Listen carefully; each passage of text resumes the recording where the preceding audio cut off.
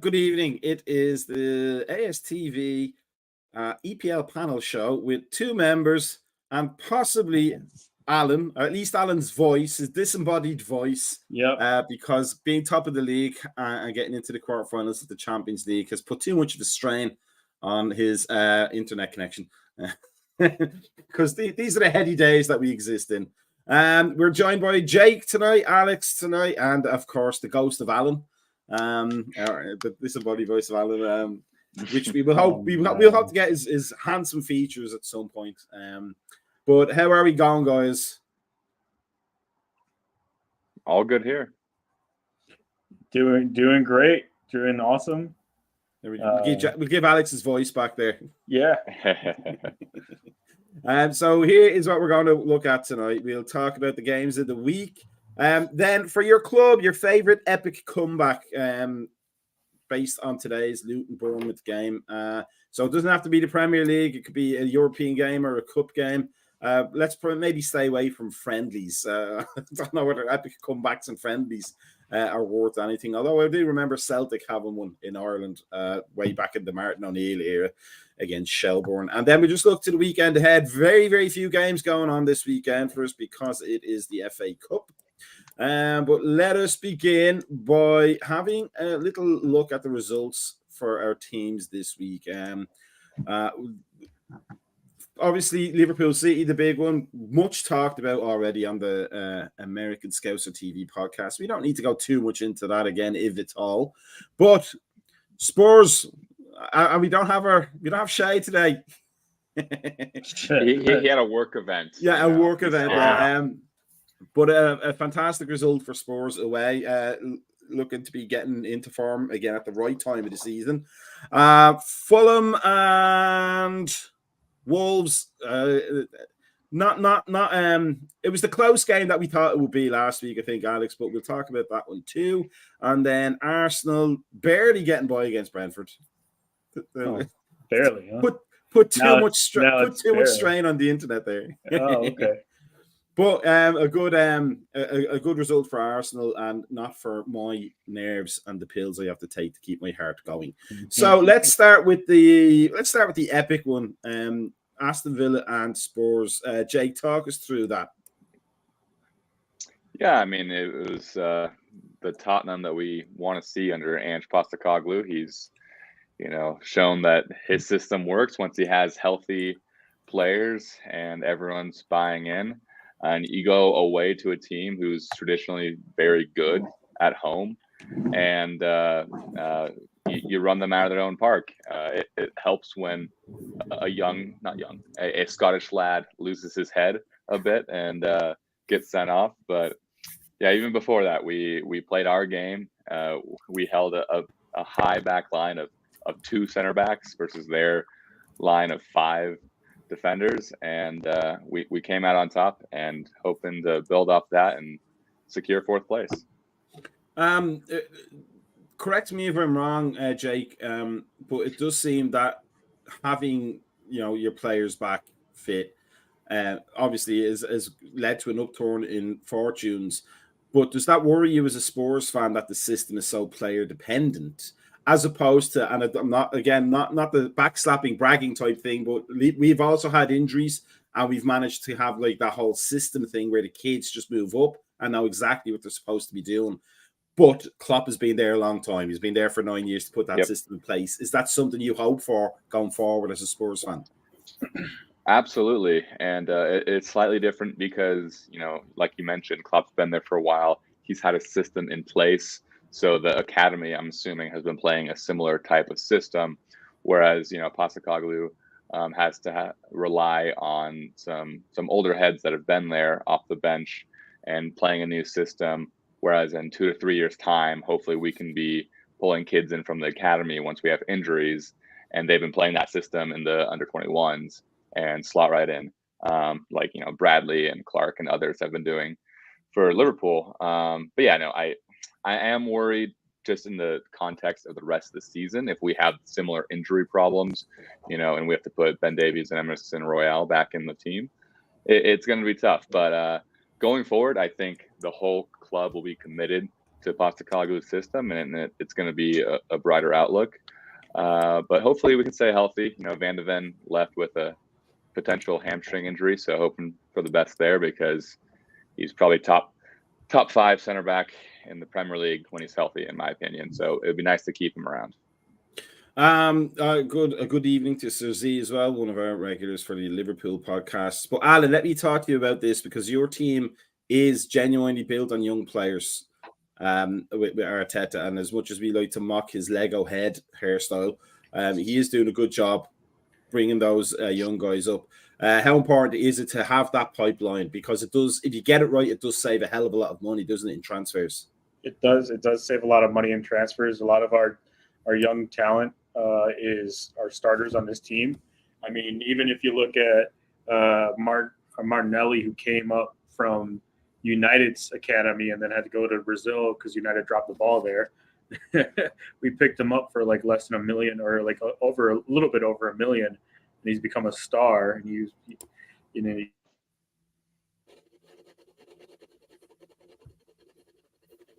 Ruh-roh. I think half the money went towards that internet feed. Am I still there?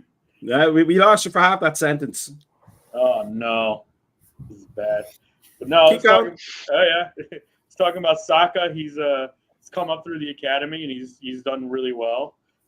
Eddie, Reese, all these players that have come up through the academy have been successful.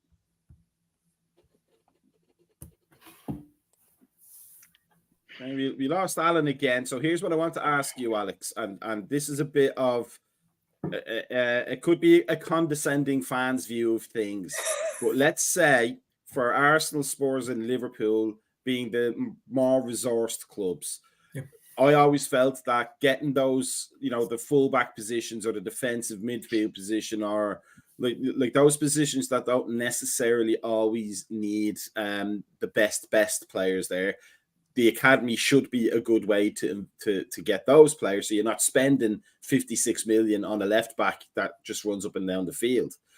But for a team like Fulham, it's almost important that they come up with the gems, isn't it? Because like Harvey Elliott say, let's not talk more about that, comes up with the gems, because that if you can find those talents and give them the opportunity, that's where you're going to get your goals from or your clean sheets from. So number one, how important is that for you? But number two, how risky is it? Because when those players break out, clubs like Spurs, Liverpool, and Arsenal are going to take them off your hands. I mean, the cycle has to go all over again. Yeah, I mean, I think that's the push and pull you're seeing right now in a lot of mid-table and then the kind of the championship to Premier League bounce back clubs, is this cost-benefit analysis of like, is it worth it to run a tier 1 academy and try and invest and pump out players like Fabio Carvalho and Harvey Elliott and Sessegnon? Like, is it worth it? Or do we go, I think the Brentford did this, and they're not the first ones to do it, but Brentford said, we're not going to have an academy. We'll have a B team and we'll have a stockpile of these young players, but we're not going to have an academy. It's not worth it for us because what do we get from it? So that's the dichotomy. Fulham, like I talked about last week, Fulham has decided to go all in on the academy, and it's one of the best in the country and in terms of popping out talent and just being there. So that's the risk, is that, you have to have a legitimate pathway for these young guys to come through. And then with the acknowledgement also that part of the pitch to these young players is, pay your dues for a year or two, and then we're not going to stop you from that big money move to Spurs or to Liverpool or Arsenal. Play for a couple of years and then go. And I agree, Silva is the type of manager that a young guy wants to play for. That's what was so disappointing about Carvalho leaving when he did, was another year under him. I think he really would have flourished. And now he's exactly back where he was before he left Fulham. He's on loan at Hull. Those 2 years have gone, 3 whatever many years have gone, and nothing has changed for him except he bounced around a reserve team and then to Germany. So I don't know. It's cautionary tale. Let me ask this is a question for both of you, but we'll go to Jake first. Because we did discuss, Spurs having a long-term plan where that academy gets built up, and you're plucking the when you have injury problems from the star players, you're just plucking them up from the youth academy, from the under 23s, etc. How important is it to have that long-term consistency, to have that manager in place for a long time to make sure that that vision gets seen through, especially in an era where the average length of time for a manager in the Premier League is 2 years. Yeah, I think it's very important because, as it is with the first team, changing systems is challenging, especially because players have to adapt to new roles. And for the first team, you have to bring in new players that fit those roles. And we saw that with the constant turnover with Spurs as managers in the last 4 seasons. So in regards to the academy, I think having that consistency and being able to know that you're playing in a certain system for the next 3 or 4 years, and if you can adapt to that system well, you can make it to the first team. I think it's vital to the success of any of these aspiring big clubs, and especially with financial fair play coming into play, you want to have success from your academy, because if you were to sell them on, you reap all those profits, and with the financial restrictions, you have to find some way to get that revenue that's not just buying a player for 10 million and selling for 20 million. Just bringing up an academy player, and if they don't fit your specific system, sell them for a profit. It's going to be increasingly important as the years go on and the financial aspects get a little stricter. But yeah, especially for Spurs' sake, I hope Postecoglou stays for many, many years, and we get to see this system implemented, and these young players come up through his ranks and really shine. Alex, how important is it for the club ownerships to show faith in managers, even if the success, it seems sometimes clubs will get a good bit of success, like say for a club like Fulham, get to 8th or 7th, maybe have a great season, and go, well, we need to do that again next year, and then the manager's not able to because you've lost 3 of your best players. Yeah, you fire the manager, and then you have to start it all over again. So how important is it that boards show faith in talented managers like Marco Silva or like Ange Postecoglou, and say, look, if you have a bad year, we're okay with that. Just keep it going forward. Yeah, I mean, I think that's the important thing, especially for a mid to lower table club like Fulham is. Marco Silva should be up at this point in the season, should be up for Manager of the Year awards already. Like the fact that he has been able to pull together a squad that is anywhere near the top 10 after losing your top and basically only goal scorer from the season before, and then not really doing a whole lot else. They brought in Calvin Bassey from Ajax, but I think Ajax were happy to see him go. It will be from Everton. And when that deal went through, people were kind of like, what? And the fact that Silva's been able to do anything with this squad is so impressive. And I think, allowing a manager like him to stick around with some vision is the job of ownership. I think that's the hardest job of being a sports owner, is the hiring and firing of these key positions. And we see so often in sports in general, but especially in the Premier League. I didn't know it was 2 years. I'm shocked it's not a year and a month. That's there's no consistency, and especially when you're trying to build up from the academy and from lower levels, you need the consistency. Fulham saw that for a long time. I think managers were here for 18 months at a time. I'm sure the average would be a lot lower if Watford were in the league. I think it'd be 7 weeks. Yeah. And I wonder if that the average takes into account how long old guys were there. Is it this year's average or cumulative? But yeah. We have Alan back going old school, it looks like. So let us go to the Arsenal game, Arsenal-Brentford. Talk us through that, Alan. Number one, the game itself, but what that kind of win means, because it's not this. You guys have been scoring for fun for the last 10 games or whatever, 8 games or whatever, but it's not about those blowout scores really if you want to challenge for trophies, is it? It's always those narrow, squeaky scorelines where you have to dig it out to win. Yeah, I agree, as much as my dog does as well, as he starts barking. I can't get a break today. He's counting the number of goals Arsenal have scored in 8 games. He is. Down boy. All right. Anyways, I was saying, well, I was really interrupted. And still, oh my God. All right. I'll answer for him. Man, Yeah, it's you nice answer. to Yeah, see Arsenal win a squeaker, isn't it? They look human. I mean that is a good point, though, isn't it? You know, Arsenal have looked like runaway winners in a lot of their games so far in the last eight, Alex. But especially now that they're into the quarterfinals of the cup, the European Cup. That's how old I am. I still call it the European Cup just by automatic association in the Champions League. But it is going to come down to once those games come thick and fast, isn't it, Alex? That a team that has any ambitions to win the title is going to have to dig out those narrow wins, aren't they? Yeah, especially now I can speak to this better than I can, but especially with the different goals that Arsenal have this year. Of it's not just the Premier League, it's Premier League and it's Champions League and it's Cup competition. So like there's a lot to manage there for Arteta. And yeah, to win a match like this, I think when you saw it when Fulham, to put it to Fulham, when they went up a couple years ago, there were a lot of matches like this where you just get the 3 points and you tally it up. And at the end of the day, you're like, all right, whatever, 3 points, done. Jake, the Spurs can be a very high scoring team, and they were under Celtic were rather under Big Ange, as I remember. And do you think the little bit of dip in form that came after that initial start of the season, I think, was because they hadn't yet learned how to squeak out those wins under Big Ange, and that's something that will come, you know, maybe next season with full preseason and everything for everybody together. That kind of mentality can start to be forged. Yeah, definitely. It takes time, especially under a new manager. But I think that it's more about breaking down those teams that want to play defensively, and the bigger clubs know how to score goals against the teams that play the low block. You know, you see Manchester City and Arsenal and Liverpool. They wear down those defenses for long enough where at some point in the second half they start scoring, and you see them beat those teams that try to play defensively, whereas Spurs still don't have it figured out.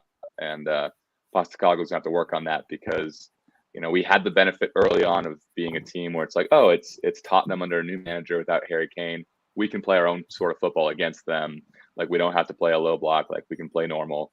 And we exposed them. And for the first 10 matches, we looked very good because teams weren't playing low block against us. But then that changed once they realized we were playing that sort of football. And if they just kind of stayed back a little bit, did some counterattack game, it worked better. And it showed in that long streak of draws and losses post Chelsea. But yeah, I think that comes with time. And we might not see it at the end of the season, but maybe next season. Alan, how important was the win for your title ambitions? I mean, it seems like a redundant question, but there's a lot of psychological factors that go into winning trophies for teams. You know, like I don't want to cry like the poor boy here with the cup full of pencils for Liverpool, but we've had to have our kids get us over the line a number of times this season. And even if we don't win anything, it forges that team spirit for next season going forward, especially with a new manager when there's going to have to be a lot of togetherness, I'm sure. But for Arsenal, especially because you have been out of that kind of contention consistently for so long before Arteta came along, how important is a win like that? It's important. It's character building for these young players, just like it is for your Liverpool squad and their young players. Like, this is, you know, wins like this are going to have to come when you win the title.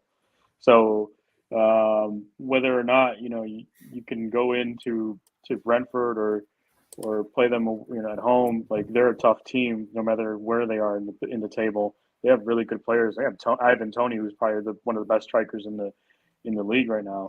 And for Arsenal to go in and get, you know, salvage those 3 points and take top of the league, I mean, that just shows the growth of the team altogether. Like, last year, they probably would have lost or drawn that game. They know what the pressure is like now, and they don't want to lose those opportunities again like they did last year. And then the same thing happened last night. I mean, I know it came down to a penalty shootout, but to get that one goal against a Porto team that was, has the dark arts of defending that they do. Like this team is growing and building over the last 2 years, and it's looking better and better. I mean, there's going to be we got probably the toughest run in for the league right now for the title. So, like going into these matches, we got United, we have Spurs, we have Villa. I mean, Villa got trounced earlier this week, but Villa is a good team. They're going to look to go to the Champions League as well. So we're going to be playing tough teams, teams that we struggled against early in the season, and need to find ways to win. And I think this past Saturday or this past weekend was indicative of how we can squeak out games, and we're going to have to do that going forward. Just before we move on to Alex's game, just to bring up this Sparky Party, I'm pretty sure Ange is changing that perception, Jake, just so you know. There's something a bit different about Big Ange than some previous managers. I think that perception is going to be changing fairly soon. So that just to keep the peace, right? There's enough strife in the world as it is. Well, let's go to Fulham's game.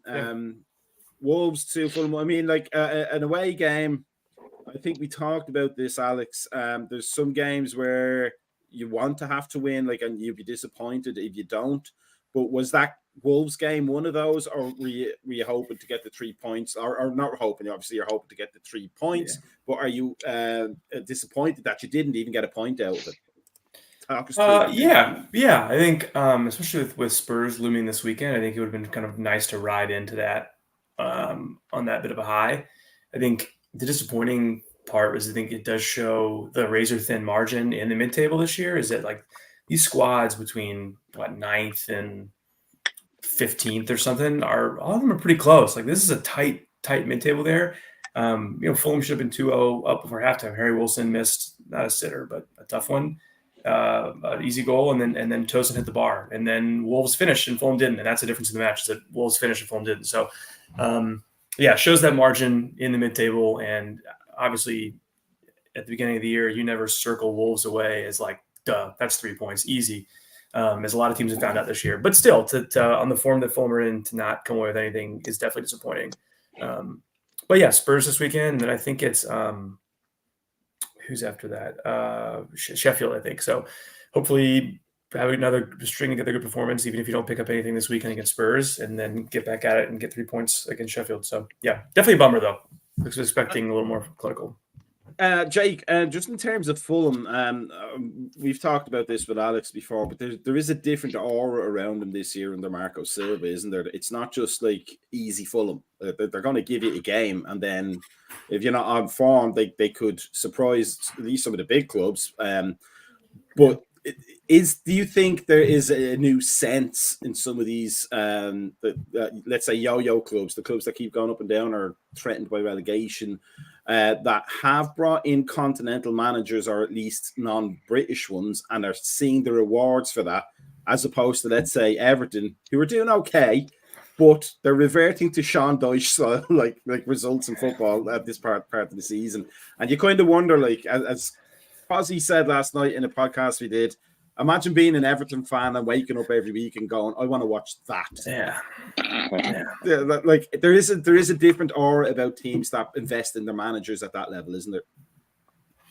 Yeah, I think so. And there are some clubs that, as you described them as yo-yo clubs, that have some sort of stale tactics, and that might be because of their British managers and doing the same kind of Route 1 football or 4-4-2, depending on who they're appointing. But I agree. I think that the foreign managers, if you will, coming in and bringing an old new style, we're seeing a little bit of that. Crystal Palace, the Roy Hodgson, going back to him, it worked for a little bit, but it's same old Palace. And now they bring in the manager who was from Frankfurt, and he's bringing a slightly different dynamic. So we'll see how that works out. But yeah, for Fulham, you look at that team on paper, and it's not a very scary team, but they've pulled out a bunch of good results, and that's because Marco Silva has had a great influence on the culture of that club and the way that they're playing, and believe that they can go to any team top six, big six or not, and get a result. And I think that anyone traveling to Craven Cottage is in for a really tough go. So it'll be interesting to see this weekend if Spurs can get all 3 points, which we really need to. Long trip for Spurs. Alan, jet lag, Arsenal were pioneers in the whole idea in English football of bringing in a continental manager. Yeah. I can't get my timelines right, but I know Christian Gross was around the same time, but I can't remember for Spurs. I can't remember if he was before Wenger or just slightly after. But that influx of foreign ideas, as they say, let's say continental ideas, it really did alter the Premier League. And like, if it wasn't for Wenger, let's say Arsenal probably wouldn't be where they are today. Yeah, I agree. If it wasn't for Wenger, we wouldn't. It could go either way, because before Wenger, there was George Graham, and George Graham had a talented squad. And that team was a great team, by the way. That team was a great team back in the day. Yeah, 89 was a great year, except for that year. But no, he could go either way, because George Graham was, Scottish, and he came into Arsenal around the same time that Sir Alex Ferguson took over United, and Graham was able to win multiple titles at Arsenal. He could have even probably won the European Cup had it not been for the ban, but that's neither here nor there. He did end up winning a European trophy with Arsenal, if I remember correctly. He won the Cup Winners' Cup. A fantastic game. Yeah. I watched it. And they got to the final the second year as well of the UEFA Cup, I think. Yeah, they did. And then Naeem, Spurs legend Naeem with the chip from the halfway line. Yeah. So, they could have, if it wasn't for George Graham having, the scandal that he did at the end of his tenure there, he could have easily had another 10 years and could have maybe not gone unbeaten. Who knows? But with Wenger was able to elongate a lot of these players' lifestyles. A lot of their Dixon was going to retire for sure, but he made it all the way to the Invincibles year. So, Wenger changed the way of tactics in English football. They brought in, beautiful attacking football ever since, and Arsenal have not looked back to a British manager ever since. Brought Emery, who, Emery has his faults, and unfortunately he showed some of his faults this past weekend. But then they got Arteta, and Arteta is a really good manager, in my opinion. He came in a little bit, people were disappointed at first, but now we're showing the fruits of his labor. And his attacking style and his ball possession and playing from the back has played really well into Arsenal's attacking play. So I feel like the rest of England can, especially the mid-table teams who are, stuck under, with these British and English managers that won't do anything for them, they need to move on and find someone like a Marco Silva, just like Fulham did. He's doing okay, Arteta, for a man made of Lego, to be fair, Alan. It's only the hair. It's only the hair. And the hair. He doesn't push that. He just connects it every morning. But let's look at some of the other games there. United and Everton, 2-0 win. That was an Everton. I think I said it last week. I can't remember Everton actually ever beaten United. I don't think it even exists. Yeah. But a monumental game there. Brighton beating Forest, because it's now helped in the change for the bottom half of the table. Liverpool City obviously 1-1. West Ham Burnley 2-2. Good result for Burnley. Maybe not so much for West Ham at home. Bournemouth and Sheffield United 2-2. Chelsea squeaking by Newcastle. Not a good result for Eddie Howe. Our bugbear here, that the great Emperor's new clothes manager. But the one I want to talk to before we get into our next section is Bournemouth Luton Town 4-3 comeback today. Jake, Luton Town looked coasting. It looked on the BBC feed that I always watch along when I read along when I'm watching a game, and we were talking about, this would be one of the greatest comebacks from relegation, like a relegation battle ever.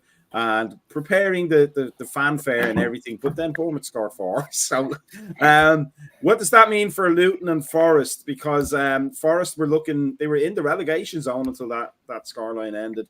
But is it a case of Luton are stretching it a bit too far now at this point, and they're going to start seeing their resources get thinner?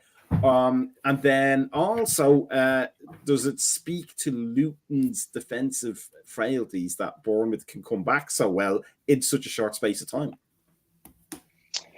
Yeah, I mean, I'm not sure whether to applaud Luton or, hold it against them for playing their style of football, no matter what, even if you're up 3-0 in a relegation scrap at halftime. They gotta know that they have to not give up 4 goals. So you have to play defensively at some point. But I was watching the lead up to that game, and they showed Luton's back 3, and it was 3 center backs that I had maybe heard of once in my entire life. And I was like, all right, well, this is going to be a high scoring affair one way or the other. And they went out and scored 3. And I was like, oh, I mean, if they can keep Bournemouth to 2 goals, they can get 3 points here. But they kept playing the way that they've always played, which has led to them. They had the second longest goal scoring in games streak other than Spurs, because they play that style of football, and they're going to keep going at you, and it's going to be open. And even if you're up 3-0, they're going to go for it. And it's something that the other teams in the relegation scrap need to look at, because Burnley and Sheffield, kind of similarly, like Burnley played very good attacking football in the Championship, came into the Premier League, didn't really work out, but they didn't really change anything to adjust for that. And they continued to play Company's Championship style football. And if it worked out, you got to tip your cap to them, because they stuck with it, but it's not working out. And the thing that Forest has over these 3 other teams is that they're willing to adapt. They're going to change their system. And they also spent a lot more money than other teams when they came up from the Championship. So I am backing Forest to stay just above Luton at the end of the season. And the same 3 that got promoted, I think, are going to get relegated. Alex, Fulham are, I'm sure from your point of view, thankfully not in the relegation battle at all, and don't even look to be in danger of going into that relegation battle. But let's put your old school Luton hat on for a second. If you were, if that was Fulham losing 4-3 and in a vital game from a 3-0 position, how upset would you be? I mean, this is brutal. I cannot imagine. I'm sure I've wiped most of the 2020, 2021 season from my memory, but there were definitely results like that. I mean, there's one at Arsenal when Nketiah scored, I think, to tie it late.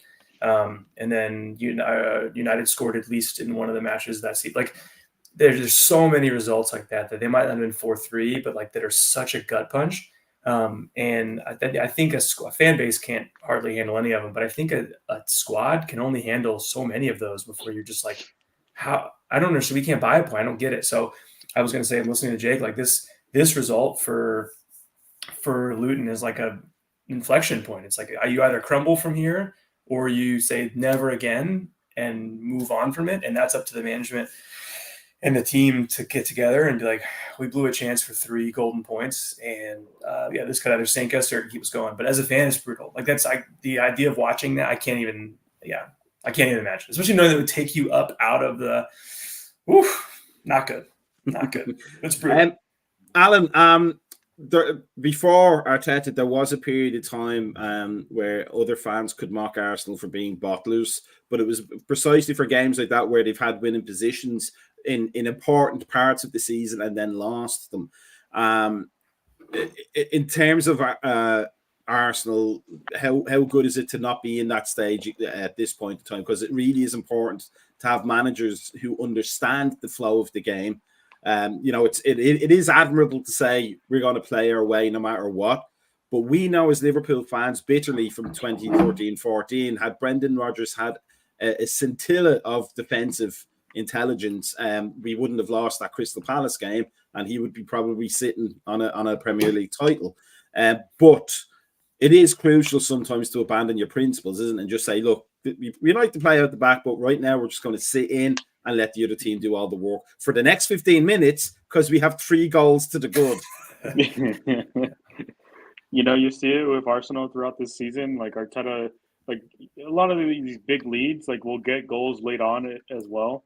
But there's moments where they sit back and they allow the pressure, that they take, and they kill off these games by letting the other teams have their moments of attacking. But then they immediately afterwards they score again, and they score again, and they score again, as we've seen throughout this season. It's important. I mean, with like you mentioned, Arsenal of the past. Like I remember, I believe it was during Unai Emery's last few months in charge of the club. He gave up vital leads to, especially 2-0 leads. More importantly, to Watford and Crystal Palace. Leads that we could have easily used. We could have had we won those games. We probably would have finished in 7th instead of 8th that season. But just like as you said, like teams need to like sit back and adapt, and with Luton should have just sat back, just not play, just park the bus. They scored 3 goals. I know Bournemouth isn't the most scariest team, but they're also at Bournemouth, so you should probably sit back immediately as soon as you score those 3 goals, and they didn't, and it cost them. It cost them a valuable 3 points for the relegation scrap. So on that note, let's talk about this. What is, for your club, favorite comeback game in your memory, regardless of the competition? So for me, with a lot of recency bias, but it was just such a great day, would be the Liverpool 4-0 Barcelona in the Champions League that year, just because of the sheer audacity of the winning goal and the complete unexpectedness. But it's those kind of games and I always think those kind of comeback games are things that forge identities with, between the team and the fans, because sometimes you can have a team you don't like. It's your club and you want them to win, but you just don't like the makeup of the team. For us, that's every single team that was put out under Roy Hodgson, for example. No offense, Alex. But tell me about your favorite comeback story game from your club. We'll start with Jake. Well, mine was actually the day after the one you just mentioned. It was Spurs versus Ajax at the Cruyff Arena. Lucas Moura hat trick in the dying minutes as Ajax fans are doing their traditional countdown to the last second of added time as the goal goes in, and they all just collapse on the field. That was, as a Spurs fan since 2013.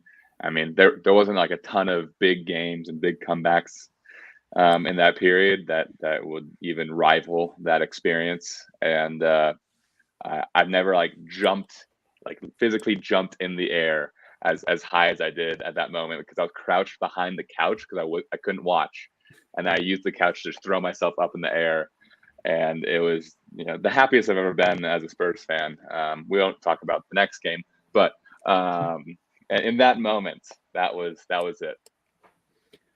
Brian Shelton mentions the Michael Owen FA Cup final, which would have been my favorite beforehand, even more than Istanbul, as Brian mentions. But Alan, let's go to you for that. Your favorite Arsenal comeback games, and I know there's been a lot for Arsenal throughout the years, and they've had some superb games where they've had to come back from a goal or 2 down. But which is your personal favorite?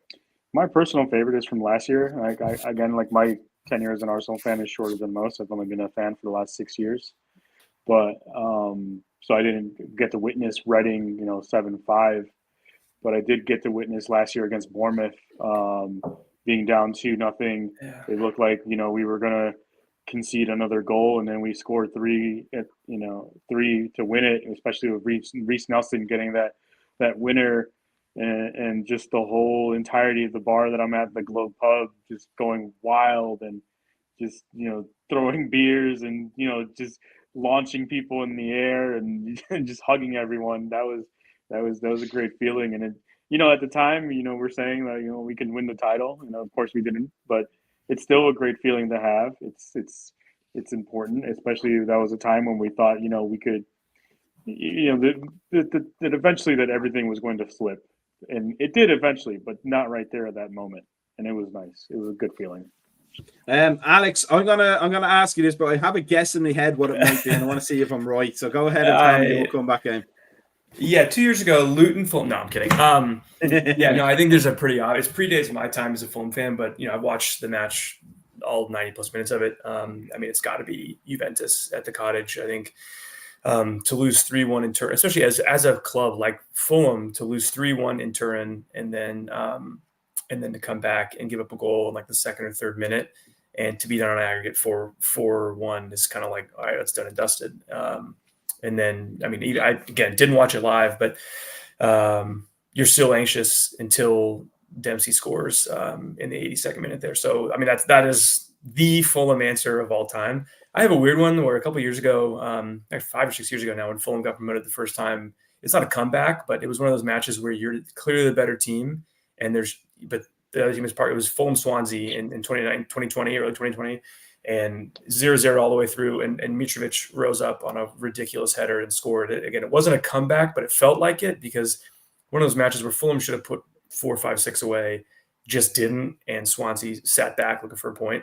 And that's the kind of match, like an inflection point, like I talked about earlier, where Mitro scores that, ends a run of bad fixtures, and then kind of keeps us in the playoff hunt. So I remember that fondly, though it's not a true comeback. But Fulham Juventus at the Cottage that's the Fulham answer.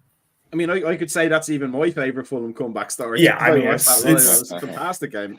It's the one. How does it feel though, as well, as an American soccer fan, that Clint Dempsey was the star of it? Oh my God! For the Texas kid to score it, oh please! It's everything. It's everything. His swagger, his reaction, all of it is perfect. So. Yeah. I mean, it could have been Josie Altidore, and then you'd be crying right now. Just for the record, I don't like Josie Altidore. I never liked him as a player. I thought he was horrific, but seemed to do well for Americans. So who am I to argue? He does well at the MLS. I know. Where did he play in England again? He played in was it like Sunderland or something like that? Sunderland, that's what it was. Yeah, Sunderland, that's right. Yeah. And missed a lot. He was the Darwin Núñez of Sunderland back in the day. What a comparison. But so let's do this. Let's look at the table before we move on to the matches for the weekend. Arsenal at the top. Only a goal difference, mind you. A lot to happen, but all those goals were important. Arsenal with that tough run in. And then for us Liverpool fans, obviously City and Arsenal is still to come, and that's possibly where we might get that little bit of advantage. That I've never prayed for a draw so much for any games like that. But Villa still fourth, but Spurs only 2 points behind with a game in hand. That is a fantastic position to be in, although games in hand are there to be won and sometimes lost. United somehow in 6th place. I don't know what voodoo they're going through there at Old Trafford, but it seems to be working for them. West Ham and Brighton, the early pace setters for hopefuls for top 5, probably where they should be. Wolves in 9th. That is not a bad position, a bad team to be regretting not winning. Possibly if you're a Fulham fan, that was a good win for Wolves, but a tough game. Obviously, they're doing better than Newcastle, so they can't argue there. But there we have Chelsea and Fulham, not far apart from each other at all. That must be for Alex a fantastic position to be in, to be able to look at that and go, you know what, we're only 5 points away from that safety net. The season's not even in the last 6 game running. It's fantastic. Bournemouth, Palace, Brentford, Everton making up the midfield slog, but then Forest and Luton. That Luton really needed that win today, and would anybody disagree with me when I say the likelihood is that Luton, Burnley, Sheffield United go down? I've been rooting for Luton all season, and I think this is the first time I felt that it's not gonna happen. You give up 4 goals like that after being up 3-0, and those players, they're gonna feel it for weeks unless they unless they have the mentality to pull through that, I don't know, man. That's what I said earlier, Alan. This is a make or break. This is kind of you fold or it galvanizes. And I think it'd be fair to say the next game will tell a lot for Luton's rest of their season. Let's see how they get on with that. But let's look at the games coming up. A lot postponed because it's FA Cup weekend, so no Arsenal Chelsea. So that does Alan, does that prolong your torture a little bit? Actually, it does, because I mean, I want revenge against Chelsea for that 2-2. Like, you know, they got us in the rain, and we came back and drew there, but that was an important game to not draw against a really bad Chelsea team. But you're right. It's also, we have to wait all the way till City to play again. I hate waiting. I just want the league to keep on going, keep on chugging along. The boys are playing great, and they're going to continue to be playing great. But I think we need another trip to. There's an international break coming up, isn't there? Yeah, I think they need to go to Dubai again through now and then. United, Sheffield United postponed. Crystal Palace, Newcastle postponed. Burnley, Brentford. Would anybody bet against Brentford winning that game? I certainly wouldn't. Tony might. Ivan might. Tony's might be betting against. He might bet against it. We don't know. West Ham and Villa. That could be a tricky one for Villa now coming off that Spurs loss. And the Merseyside derby postponed. But we have Luton and Forest, and we have the one that we probably got the two right guests on for this week. It's Spurs and Fulham. So, Jake, talk us through that for your hopes and dreams for this weekend. Yeah, I mean, I hope we can ride the momentum of this past weekend and are in full flow going forward with the offense. I mentioned earlier the one downside of that Aston Villa match was losing Van de Ven, who will be out at least for this match. Hopefully that's it. But we brought in Dragusin in the January window for this reason. If we had an injury, and he showed in the second half against Aston Villa that he isn't obviously a like for like replacement, but he can hold his own, and he's more similar to how Romero plays, a little more physical and about timing challenges and being a little cunning rather than just the direct speed that Van de Ven brings to the table. So I'm trying to think of who on Fulham will be able to exploit. Who's your fast guy? Harry Wilson? Yeah, I think Adama Traore. It pretty fast too. In the 70th minute with the baby oil and see how it goes. But I think if we hold that same high line with Dragusin and Romero, they will get some opportunities setting some through balls and for Harry Wilson. And that's what I'm worried about. Yeah. We'll concede for sure, but I'm hoping for a 2-1 Spurs. Alex, how are you feeling about this game? As a neutral, I think it's going to be a pretty open game. It's two very attacking managers who like to play soccer the way it's supposed to be played for the most part. The way it's supposed to be played for the most part. It's not like you guys don't play any other way. But it's going to be a neutral's dream on paper. But for a Fulham fan, what are you looking for from this game? This is a tough one because I think normally playing a Big Six club, you'd say, yeah, I'll take a point, just based on where Fulham are on the table and kind of the stature of things right now.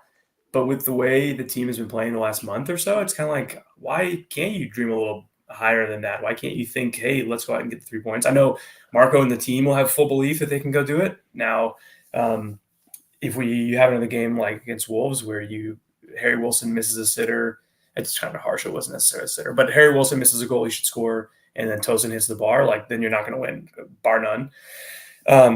If they can take advantage of that high line a little bit and get Rodrigo Muniz can just be his goofy, awkward, lanky, tough to deal with self, and then Iwobi and Wilson can cause some havoc. Then there's anything can happen. Defense has not been Fulham's strong suit this year, so I think that is the thing keeping them from being super confident about 3 points. But no, I think the players will go into this one knowing full well, of course at home they can take all three. I know Craven Cottage obviously is a raucous, roiling environment and just really loud, and just a nightmare to play out for opposing teams. So I think that'll factor in as well. Alan, as us two are neutrals in this game, No, do you see I'm this not a being... neutral here. Oh, that's true. Yeah, that is true. Yeah. And to be fair, Fulham gave us. I know that West Brom gave us Hodgson, so yeah, no, they're once removed, so that's okay. But as a biased neutral, let's put it that way, nice and politically. Is this a game you think will be entertaining? Even if Spurs don't get beat, or honestly, rivalry aside, yeah, this is going to be a fun matchup. It's two attacking teams. I like to see that. I like to see these teams go at it. I like to see the Spurs. Spurs under Postecoglou. Let's be honest, they're really good attacking going forward. Defensively, they're shaky. But with Fulham, they've beaten better teams. They beat my Arsenal, at Craven Cottage. So let's see what they can do against Spurs. And hopefully they get the winner. Alex Iwobi again. Just like he got it against United, he can get it against Spurs. And that's a hope. Once a gooner, always a gooner. So on that note, the FA Cup is on. We'll be talking about that tomorrow night on our podcast, but. It is going to create a backlog now of games that'll have to be played midweek, I'm sure, for tired legs coming into the end of the season. But it was a good show tonight to talk to you guys, and I want to thank you, all three of you, for contributing as awesome as you always do.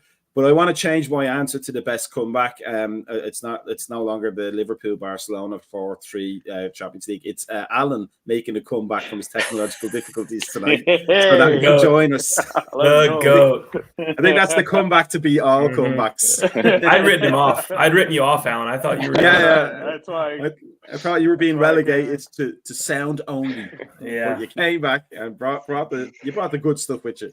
That's the kind of response we want to see from Luton right there. That's the response. Yeah. That's the response you want to see. It's the response. No Bournemouth style collapses there from Alan. No, it's the response of the season Arsenal event under Arteta.